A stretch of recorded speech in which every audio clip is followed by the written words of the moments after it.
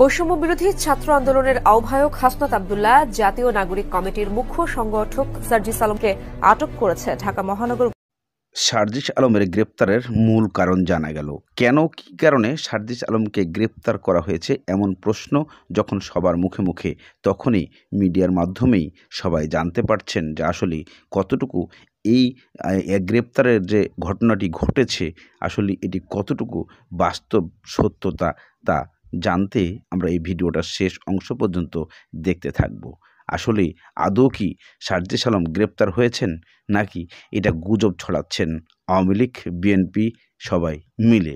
কেননা বর্তমানে সার্জিস আলম নতুন দল গড়তে যাচ্ছে, সেই কারণে চক্রান্ত হতে পারে। চলুন আমরা কিছু দৃশ্য দেখার পরেই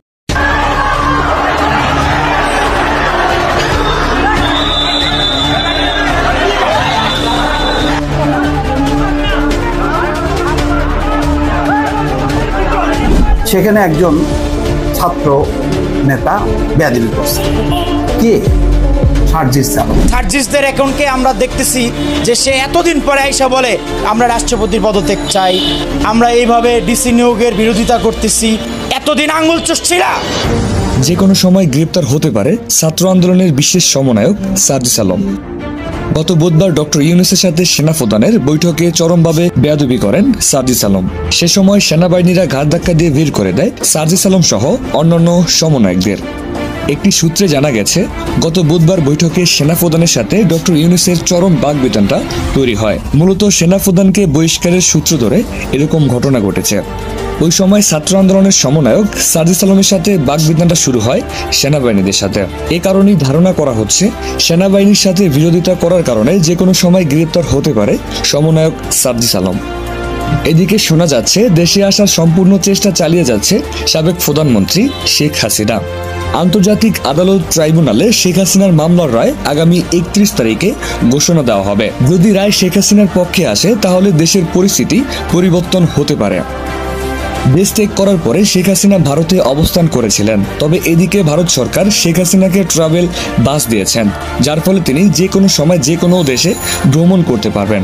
এছাড়া বর্তমানে দেশের অর্থনৈতিক পরিস্থিতি নিয়ন্ত্রণে আনতে পারছেন না বর্তমান দেশের প্রধান উপদেষ্টা ডক্টর মোহাম্মদ ইউনূস। বর্তমান বাজারে কাজ কম কিছু নেই, গরিব মানুষের ভাতও খাইতে পারে না, যে বুঝলেন। 30 টাকা করে পিস, বেগুনের কেজি মাত্র দেখে আসলাম 120 টাকা, বোমা মাছের কেজি 2000 টাকা। আপনি এই যে সাধারণ মানুষের যদি পাশে না দাঁড়াতে পারি, তাদের যদি দুটো ভাতি যদি না দিতে পারি, না দেওয়ার মতো যদি হয়, তাহলে আমরা কি করলাম আন্দোলন করে? নৌকায় ভালো আছিল আমার পক্ষে, নৌকায় ভালো আছিল। আলুর কেজি 60 টাকা, পেঁয়াজের কেজি 110 টাকা, 120 টাকা, মাছের কেজি 250 থেকে 300 টাকা। গরিব মানুষে খাইবো কি? এই সরকার আসিয়া ভাতে মরে নাচ্ছি, তরকারি মরে নাচ্ছি। তরকারির দাম আগুন, ভাত পাই না, কাম করে পেটে ভাত দিয়ে পাই না। দর্শক, এই বিষয়ে আপনার কি মতামত জানিয়ে দিন আপনার মূল্যবান মতামত আমাদের এই ভিডিওর কমেন্ট বক্সে। এছাড়া আমাদের এই ভিডিওটি যদি আপনার ভালো লাগে তাহলে আমাদের এই ভিডিওতে একটি লাইক করে আমাদের চ্যানেলটিকে সাবস্ক্রাইব করে আমাদের পাশেই থাকুন। ধন্যবাদ আপনাকে সম্পূর্ণ নিউজটি দেখার জন্য।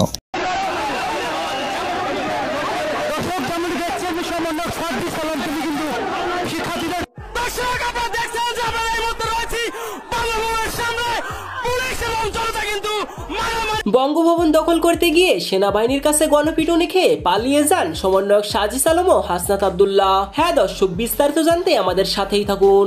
রাষ্ট্রপতির পদত্যাগের দাবিতে বঙ্গভবন ঘেরাও করে আন্দোলন করেছে বৈষম্য বিরোধী ছাত্র আন্দোলনের সমন্বয়করা। এক পর্যায়ে সার্জিস আলম ঘোষণা দেন পুলিশ ও সেনাবাহিনীর ব্যারিকেড ভেঙে বঙ্গভবনে প্রবেশ করার জন্য। তবে সেখানে পুলিশ ও সেনাবাহিনী বাধা সৃষ্টি করে। সে সময় পুলিশকে মারধর করে সমন্বয়ক ও ছাত্র জনতা। পরবর্তীতে সেনাবাহিনীর আগমন হলে ঘটনাস্থল থেকে কোনো মতে পালিয়ে যেতে দেখা যায় সমন্বয়ক সার্জিস আলমকে। তখন সমন্বয়ক হাসনাত আব্দুল্লাহ মোটরসাইকেলে চেপে পলায়ন করেন। তবে আশঙ্কা করা হচ্ছে পুলিশের মারধরের জন্য খুব দ্রুতই দুই সমন্বয়ককে গ্রেফতার করা হবে। প্রিয় দর্শক, এরূপ ঘটনায় আপনাদের কি মতামত তা জানিয়ে দিন কমেন্ট বক্সে।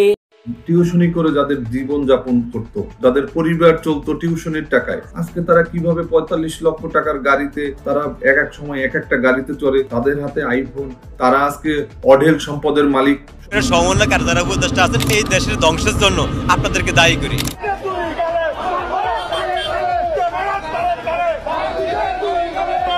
সার্জিসের দুই গালে জুতা মারো তালে তালে, এমনই স্লোগান দিয়ে রাজপথ উত্তল করেছে দেশের সাধারণ মানুষ। শুধু তাই নয়, সমন্বয়কদের অপকর্ম জনগণের মাঝে প্রকাশ পেয়েছে। তারা দেশের জন্য নয়, নিজেদের স্বার্থ হাসিলের জন্য জনগণকে বোকা বানাচ্ছে।